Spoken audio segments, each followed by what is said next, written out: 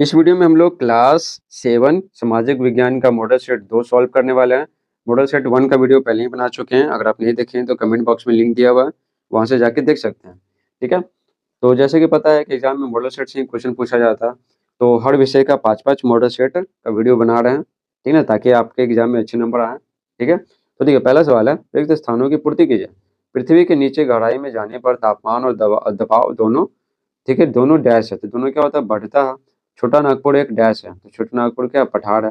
भारतीय पुलिस सेवा में चयनित प्रथम महिला डैश है, तो किरण बेदी है। ठीक है, किरण बेदी। विज्ञापन का उद्देश्य उत्पादों की बिक्री में डैश करना है, तो वृद्धि करना है।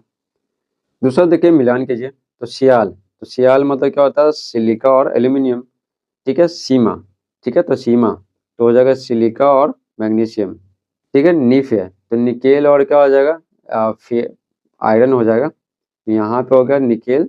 ठीक है, और ठीक है, यहाँ पे फ्रांस नहीं है, फेरस है। ठीक है, फेरस यानी क्या होता है, लोहा होता है। ठीक है, उसके बाद भूपर्पट्टी, तो में क्या होता है, खनिज पदार्थ होता है। तो हो गया। तीसरा सवाल देखिए, सही विकल्प के सामने सही का निशान लगाइए। तो रेहला के रचयिता हैं, तो रेहला के रचयिता कौन है, अलबरूनी है। ठीक है, अलबरूनी। भू सतह पर भूकंप के केंद्र के ऊपर स्थित स्थान कहलाता है, तो क्या कहलाता है, अधिकेंद्र कहलाता है। शिक्षा का अधिकार अधिनियम किस वर्ष पूरे देश में लागू हुआ, तो कब लागू हुआ, तो 2010 में लागू हुआ। किसी उत्पाद से परिचय कराने के लिए कंपनियां डैश सहारा लेती है, तो विज्ञापन का सहारा लेती है।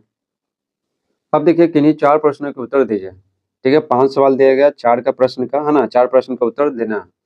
तो देखिए कैटरीना क्या है, तो आपको पांचों बताते हैं, पांचों में जो आसान लगेगा वो आप याद कर लीजिएगा। तो देखिए कैटरीना क्या है, तो उत्तर लिखेंगे मैक्सिको की खाड़ी।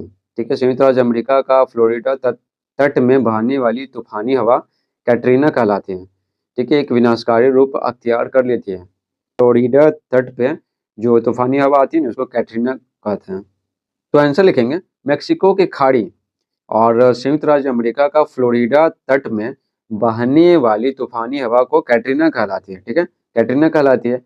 एक विनाशकारी रूप रूप है ना, अख्तियार कर लेती है। कौन, कैटरीना। इसे बहुत तबाही मचता है।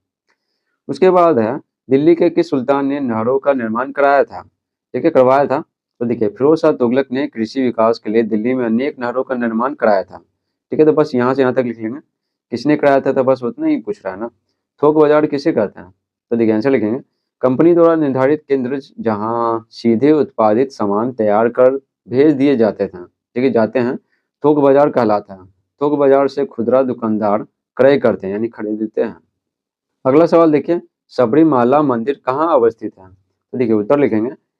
तो देखिए यहाँ पे घ का उत्तर नहीं दिया हुआ, तो देखिए आपको बताते हैं सबरीमाला मंदिर कहाँ अवस्थित है, तो लिखेंगे सबरीमाला मंदिर केरल में अवस्थित है, केरल में है। ठीक है, नकली स्थान का क्या अर्थ है, तो देखिए लिखेंगे आंसर, सिनेमा संसार के स्वर्ण युग को नखलिस्तान कहा जाता है। ठीक है, अगर देखिए पांचवा सवाल, एक प्रश्न का उत्तर दीजिए। ठीक है, तो यहाँ पे सबसे आसान क्या लग रहा, क लग रहा है, ऊंट रेगिस्तानी क्षेत्र की जीवन रेखा कैश है, तो यही है, आप याद कर लीजिएगा, यही आसान है। तो देखिए आंसर लिखेंगे ऊंट रेगिस्तानी क्षेत्र की जीवन रेखा है, क्योंकि पहला कारण क्या है, ऊंट रेगिस्तान वासियों का प्रमुख पशु एवं धन है। ऊंट वहां प्रतिष्ठा का प्रतीक है। ऊंट मरुस्थल का जहाज है। ऊंट को पसीना कम निकलता है। वह वहां की जलवायु में रहने के लिए अनुकूलित है। ठीक है, ऊंट पर वहां के लोग सवारी के साथ साथ सामान की ढुलाई भी करते हैं। ठीक है, ये बहुत महत्वपूर्ण है। ठीक है, सवारी के साथ साथ सामान की ढुलाई भी करते हैं, यही सबसे ज्यादा महत्वपूर्ण है। और दूसरे जीव है ना, ठीक है, दूसरा पशु टिक नहीं पाएगा मरुस्थल में, इसलिए ऊंट को है ना मरुस्थल का जहाज कहते हैं, क्योंकि वो मरुस्थल में आसानी से रहने के लिए अनुकूलित है। ठीक है, इस प्रकार से मॉडल सेट समाप्त होता है। अगला मॉडल सेट देखने के लिए कमेंट बॉक्स में लिंक दिया हुआ है, वहां से जाके देख सकते हैं।